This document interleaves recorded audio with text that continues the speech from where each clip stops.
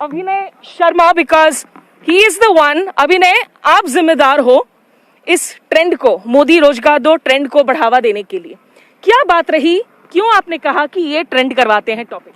Madam, सबसे बड़ी बात तो ये थी कि मुद्दे बहुत सारे थे और लगातार रोजगार पे इतने सालों से हमें हर बार एक लॉलीपॉप दी जा रही थी। बार बार ये कह दिया जा रहा था कि आपको अब नौकरी मिलेगी, अब ऐसा होगा, अब वैकेंसी आएंगी, ये सारी चीज़ें थी। तो मेरा आइडिया यही था कि हम कुछ एक ऐसा रखते हैं जिससे कि सरकार को विवश करें, कि सरकार हमसे बात करे। क्योंकि ट्विटर पे अब मैं कोई एक प्रॉब्लम लिख के ट्रेंड नहीं करवा सकता था। इससे पहले भी 6 महीने पहले कहा कि डेट ले आओ तो डेट ले आए।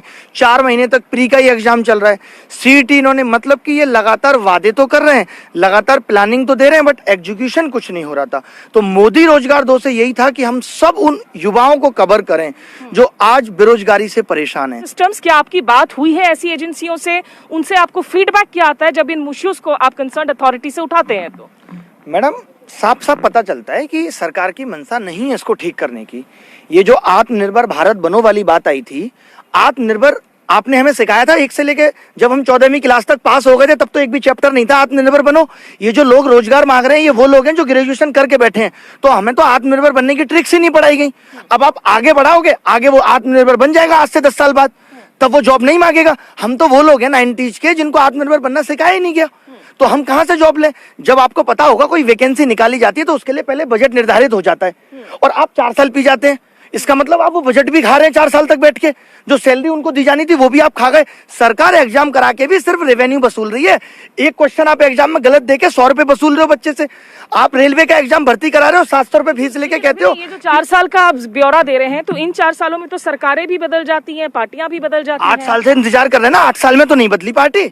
मैं तो सिर्फ 8 साल की बात कर रहा हूँ। इन 8 सालों में ही तो नौकरी का ये हाल हो गया कि अब इस पे फाइनल बात होगी। अब बहुत सितम सरकार ने ढाली है। अब हमारा ये आखिरी है कि अब हम सरकार की कोई बात नहीं सुनने वाले जब तक कि वो ये चीज़ें खत्म नहीं कर देते, लिखित में नहीं दे देते कि अब हम इसके लिए ये कदम उठा रहे हैं। मोदी, मेरी इंट्यूशन है कि हम इस चीज़ को तोड़कर रहेंगे। आज मीडिया भी ने भी अब बोलना शुरू कर दिया है कि महंगाई पे लगाम लगाओ, लोग भी बोल रहे हैं, और ये आगे आने वाले समय में ये प्रॉब्लम और बढ़ेगी। समय है, मोदी जी के पास और चीज़ों के लिए समय है। क्या मोदी जी अपनी 2 रैली बंगाल की कम करके देश के युवा पे बात नहीं कर सकते? देश के किसान को कन्विंस नहीं कर सकते? क्यों नहीं कर सकते? भाई राजा है, उन्होंने पूरे देश को कन्विंस वोट के लिए कर लिया।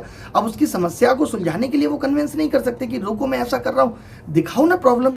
आपको दुख होता है कि जो युवा क्रिकेट सितारों को भगवान का दर्जा देते हैं, फिल्मी हीरो हीरोइन को पता नहीं क्या क्या कह डालते हैं, दबंग, सिंघम, तो जब युवा आवाज उठाते हैं कभी भी इनका कोई ट्वीट तक नहीं आता। नहीं, देखिए अब सबका वही हो गया। जैसे कहा कि मीडिया है वो भी सरकार की गुलामी कर रही है, सब यही कर रहे हैं। लेकिन मुझे इस बात का इतना स्ट्रॉन्ग इंट्यूशन और भरोसा है कि ये कुछ दिन की बात है। अगर हम इसी तरीके से आवाज़ उठाते रहे ना, तो ये एक तरीके से ज्वालामुखी की तरह फटेगा और ये सब साथ आएंगे। आप देखिए अभी वो चीज़ फट नहीं रही, वो डर अभी बना हुआ है सरकार का। जिस दिन ये डर खुलेगा, जब लोगों को लग गया, आज वो लोग भी मोदी जी करते हैं जिनको पता है कि आज उनके घर में भी रोटियों के लाले पड़ रहे हैं। तो ये लोग सब अभी आएंगे साथ, वक्त लगेगा। मैंने यही सोचा है, पेशेंस रखना पड़ेगा। बिना धैर्य के जीवन में कुछ नहीं मिला।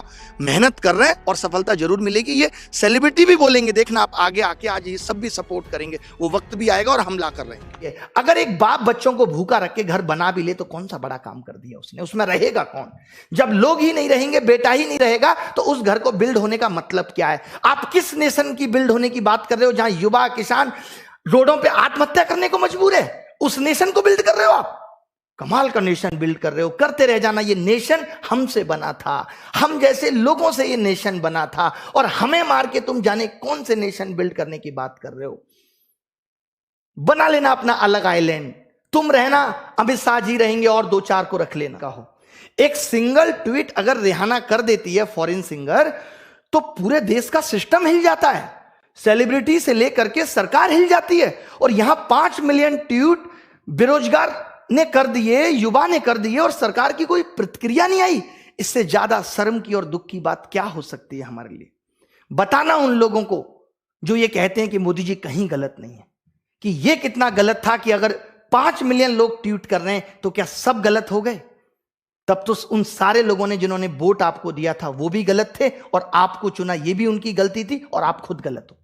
वो कौन सा न्यूज चैनल है, जी न्यूज, वो दिखा रहा है जहां 20,000 30,000 ट्वीट हुए, उसको तो हाईलाइट करके दिखा रहा है, और जहां 5 मिलियन ट्वीट हुए वहां बोलने को तैयार नहीं है ये जी न्यूज।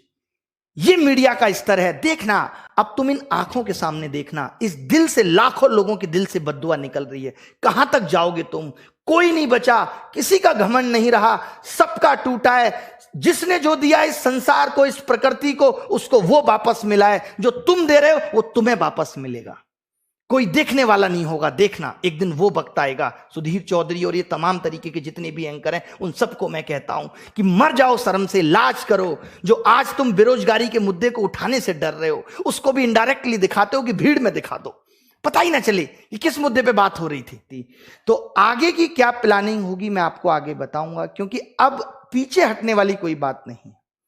मोदी जी से रिक्वेस्ट भी है, फिर हाथ जोड़ के कह रहे हैं कि सुन लो ये चीख और पुकार।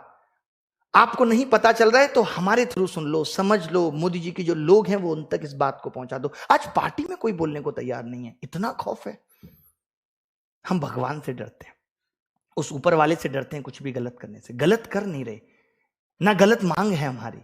हम ये कह रहे हैं कि हमें हमारा हक दो।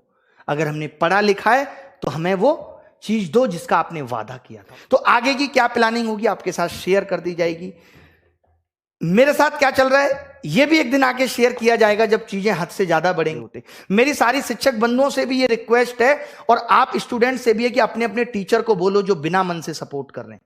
मैं यहां पे खुल के ये कहता हूं कि अगर ऑफलाइन प्रोटेस्ट की भी जरूरत पड़ेगी तो हम करेंगे, और सारे टीचर्स को साथ आना पड़ेगा। अपने सारे टीचर्स को कह दो जो डर कर छुप कर घर में बैठे हैं।